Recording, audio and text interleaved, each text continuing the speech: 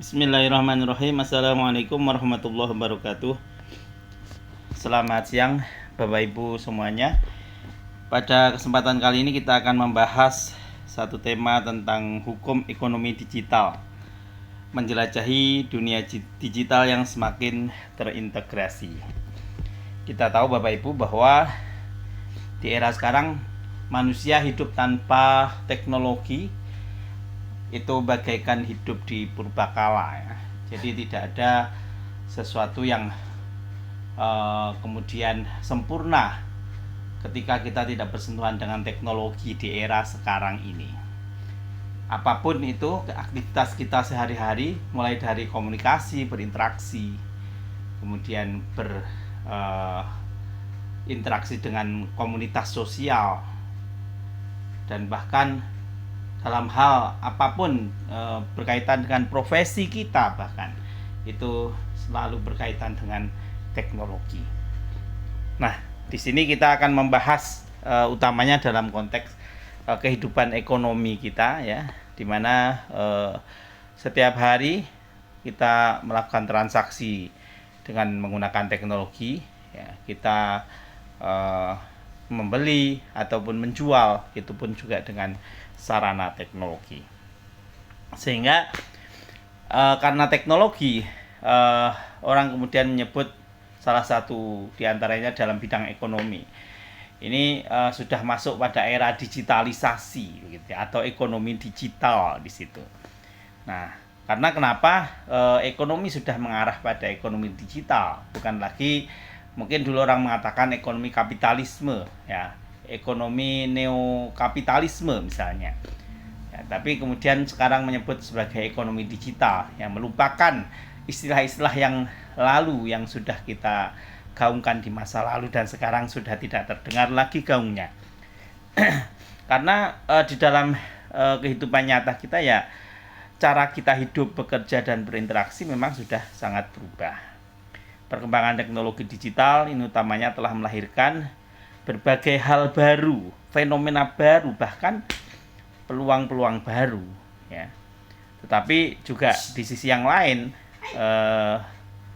teknologi itu akan memunculkan tantangan-tantangan di bidang hukum, dan ini perlu adanya solusi ya apabila masyarakat mengalami suatu kendala, mengalami satu persoalan yang muncul dengan atau akibat dari digitalisasi ini, maka hukum juga harus menyesuaikan dengan era yang sekarang ada dalam kehidupan manusia.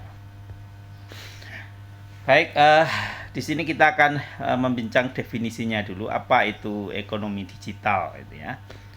Jadi ekonomi digital itu mengacu pada kegiatan ekonomi yang dilakukan oleh manusia ya melalui platform digital ya, seperti internet ya, e-commerce, dan media sosial.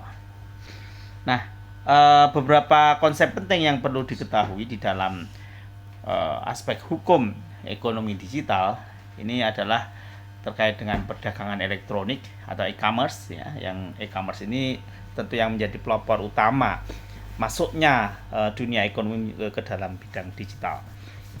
Kemudian hak kekayaan intelektual ya, hak kekayaan intelektual ini bergeser. Yang dulu kita berbicara hak kekayaan intelektual itu seperti hak paten ya, kemudian hak cipta ya, dan lain sebagainya, tapi sekarang sudah merambah pada hak kekayaan intelektual di bidang digitalisasi, termasuk juga keamanan cyber atau cyber security. Nah, beberapa regulasi yang perlu diketahui oleh Bapak Ibu semuanya, ada 3 ya setidaknya yang mencakup. Yang pertama adalah Undang-Undang ITE ya, Undang-Undang Informasi dan Transaksi Elektronik. Ini mengatur tentang transaksi elektronik, kemudian keamanan cyber dan perlindungan data pribadi. Yang terbaru itu juga ada sesungguhnya Undang-Undang Perlindungan Data Pribadi. Ini per 2022 kemarin sudah diberlakukan di Indonesia ya. Kemudian selain itu ada Undang-Undang Perlindungan Konsumen ini masih berkaitan dengan konsumen ya secara umum, tetapi sebagian diantaranya juga perlindungan terhadap konsumen dalam transaksi elektronik. Nah, yang ketiga adalah Undang-Undang Hak Cipta. Ya, ini adalah undang-undang yang mengatur tentang perlindungan hak cipta bagi khususnya masyarakat yang memiliki karya digital, ya, seperti musik, film, dan perangkat lunak. Nah, kemudian kita membahas tentang perlindungan konsumen. Apa itu perlindungan konsumen? Nah, perlindungan konsumen ini ada 3 aspek ya yang penting berkaitan dengan hukum ekonomi digital. Yang pertama, bahwa di dalam perlindungan konsumen itu ada informasi transparan ya. Jadi konsumen harus mendapatkan informasi yang jelas dan transparan ini tentang produk dan layanan digital yang ditawarkan. Nah, ini prinsip yang paling utama ya. Jadi ya memberikan informasi tentang produk, ya memberikan informasi tentang layanan, ya memberikan informasi tentang peluang-peluang tertentu yang memberikan keuntungan ya bagi masyarakat, itu juga harus transparan. Kemudian yang kedua, keamanan data, ini yang prinsip juga. Nah, data pribadi konsumen ini harus dijaga kerahasiaannya dan aman dari akses tidak sah atau penyalahgunaan data. Nah, ini marak dulu waktu musim pinjol ya, dan sampai hari ini pun juga masih banyak masalah terkait dengan pinjaman online ya. Masyarakat dicuri datanya, digunakan, dimanfaatkan untuk sesuatu yang tidak baik, dan pada akhirnya menanggung akibatnya adalah masyarakat itu sendiri karena berkaitan dengan data pribadinya. Kemudian yang ketiga adalah mekanisme pengaduan. Nah, ini tersedianya mekanisme pengaduan yang efektif untuk menangani keluhan konsumen terkait dengan transaksi digital. Nah, beberapa lembaga negara seperti OJK ini juga sudah memfasilitasi masyarakat untuk membuat sebuah penanganan yang cepat ya, tindak lanjut yang cepat melalui pengaduan online ya. Jadi setiap masyarakat yang bertransaksi keuangan ya dengan jasa yang berbasis pada digitalisasi, misalnya pinjaman online dan sebagainya. Nah, itu apabila terjadi pencurian data, terjadi hal-hal yang merugikan konsumen, itu bisa segera dilaporkan dan segera ditangani. Kemudian berkaitan dengan hukum perlindungan ekonomi digital di sini juga berkaitan dengan keamanan transaksi. Ya, jadi utamanya bagi para penyedia jasa layanan digital, marketplace misalnya, nah itu juga harus memenuhi beberapa aspek ya. Pertama terkait dengan enskripsi data ini ya. Sekarang sudah musimnya, tidak hanya marketplace tapi aplikasi media sosial pun juga harus punya teknologi enskripsi data. Nah, ini enskripsi data ini menggunakan teknologi enskripsi untuk melindungi data sensitif selama proses transaksi. Kemudian autentikasi pengguna, ya ini memastikan identitas pengguna yang melakukan transaksi melalui verifikasi yang ketat.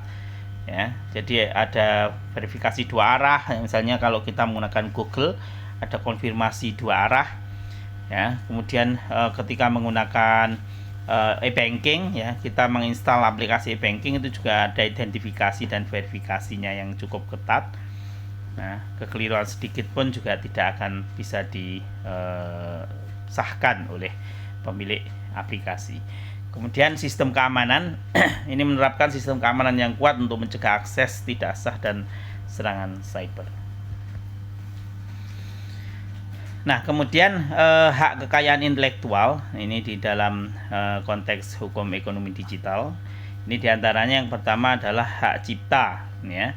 Hak cipta ini artinya melindungi karya digital seperti musik, film, dan perangkat lunak dan pelanggaran hak cipta.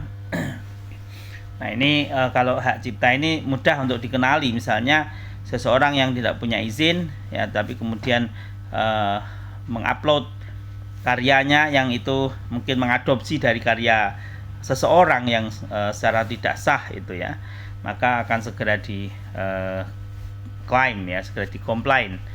Nah, itu akan sangat mudah mengidentifikasinya. Nah, kemudian merek dagang. Nah, menjamin keaslian dan kredibilitas merek dalam dunia digital, mencegah penggunaan tanpa izin ya. Dan yang ketiga, paten, memberikan perlindungan hukum bagi penemuan dan inovasi teknologi digital yang baru. Nah, ada satu sesi tersendiri tentunya kalau kita membahas hak kekayaan intelektual, karena di dalam teknologi digital sendiri ada kode-kode tertentu, karakteristik tertentu yang membahas tentang kekayaan intelektual bagi karya-karya digital. Kemudian berkaitan dengan pajaknya ya, tentu di dalam karya digital itu banyak sekali potensi yang sangat menggiurkan ya, dan barangkali banyak orang sekarang ya yang berbondong-bondong untuk beralih profesi yang awalnya profesi lama kurang menjanjikan dan menjadi profesi baru ya, mengalami profesi baru itu kemudian muncullah peluang di situ ya, banyak seperti YouTuber ya, orang-orang yang memanfaatkan media sosial untuk kemudian mendapatkan penghasilan dari situ. Nah tentu dari aspek perpajakan ini pemerintah mengatur pendapatan dari media digital ini. Nah, seperti pajak penghasilan ya, ini dikenakan pada pendapatan dari kegiatan ekonomi digital seperti penjualan online ya, publikasi online dan sebagainya. Kemudian PPN ya, pajak pertambahan nilai, ini pajak dikenakan kepada nilai tambah barang dan jasa yang diperdagangkan secara digital ya. Kemudian ada pajak lain-lain ya, ini pajak yang dikenakan pada kegiatan digital tertentu seperti pajak atas layanan digital. Nah, sekarang apa tantangan dan peluangnya? Ini yang menjadi pertanyaan penting ya.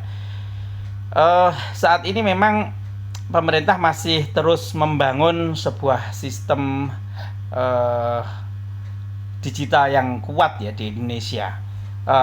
Sejak tahun 2022, kemudian 2023 dan sampai hari ini, itu pemerintah sudah semakin intensif di dalam membangun sistem itu ya. Bagaimana mulai dari regulasi yang yang ditetapkan ya, kemudian regulasi itu harus diperhatikan oleh semua pihak ya, pelaku ekonomi digital.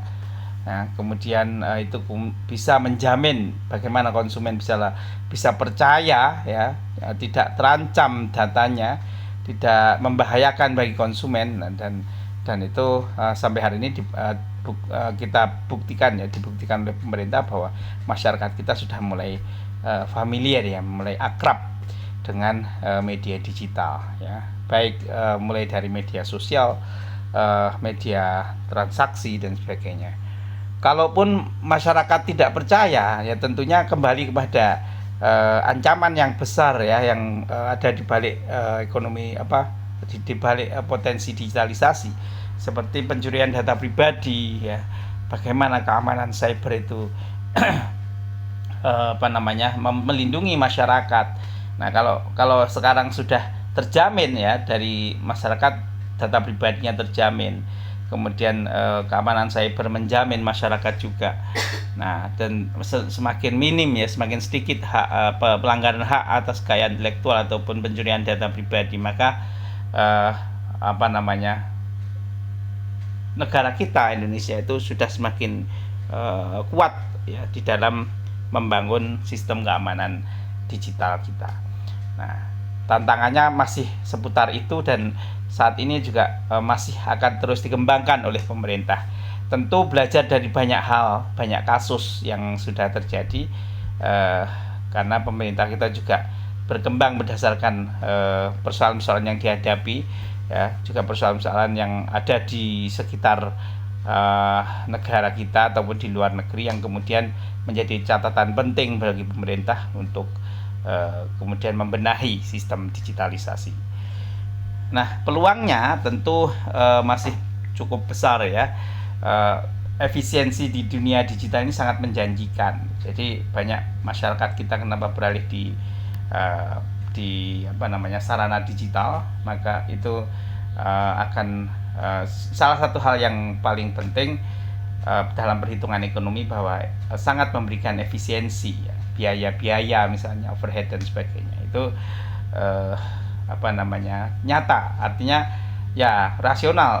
Orang ketika kemudian berbisnis ya pasti memperhitungkan biaya-biaya, bagaimana meminimalisir biaya untuk kemudian mendorong tingkat produktivitas dan mendapatkan pendapatan yang lebih besar.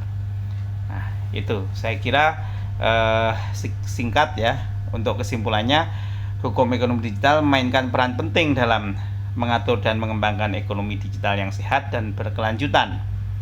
Ya, dengan memahami regulasi, tantangan dan peluangnya, kita dapat memanfaatkan potensi ekonomi digital secara optimal, khususnya bagi pertumbuhan ekonomi di Indonesia.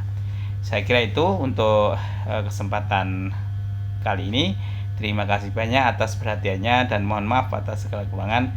Akhirul kalam, Allahumma fiqh. Assalamualaikum warahmatullahi wabarakatuh.